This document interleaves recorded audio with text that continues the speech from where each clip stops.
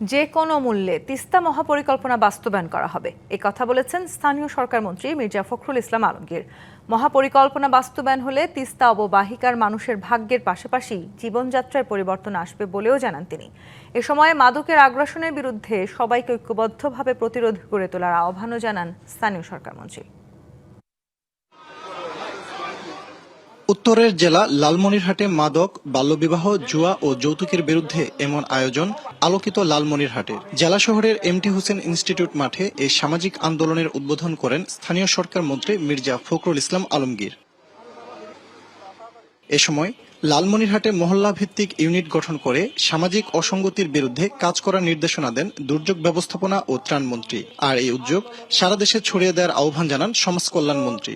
আমাদের মাননীয় প্রধানমন্ত্রী জনাব তারেক রহমান ইতিমধ্যে ঘোষণা দিয়েছেন যে এই তিস্তা মহাপরিকল্পনা এই সরকারের আমলে বাস্তবায়ন করা হবে।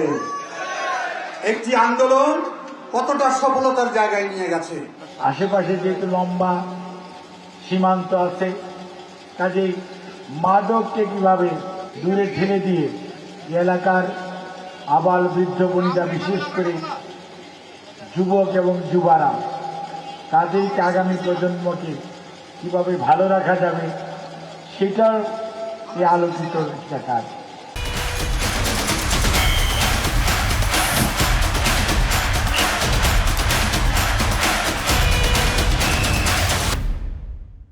প্রধান অতিথির বক্তব্যে মির্জা ফখরুল ইসলাম আলমগীর বলেন, তিস্তাপাড়ের মানুষ প্রতিনিয়ত সংগ্রাম করছে। তাদের দুর্দশা কমাতে যে কোনো মূল্যে তিস্তা মহাপরিকল্পনা বাস্তবায়ন করবে সরকার। তিস্তা বাঁচাও সংগ্রাম করেছেন, লড়াই করেছেন, সেই লড়াই আপনাদের একটা সাফল্য এসেছে।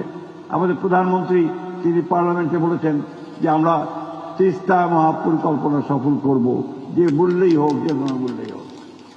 বন্ধুগণ, ইনশাআল্লাহ সেই পরিকল্পনার মধ্য দিয়ে আমাদের এই এলাকার মানুষ, তিস্তা অববাহিকার মানুষ, তারা তাদের নতুন জীবন ফিরে পাবে।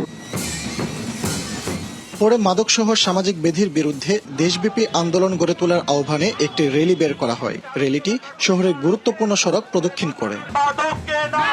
ফজলে রাব্বি, সৌরভ, ডিবিসি নিউজ, লালমনিরহাট।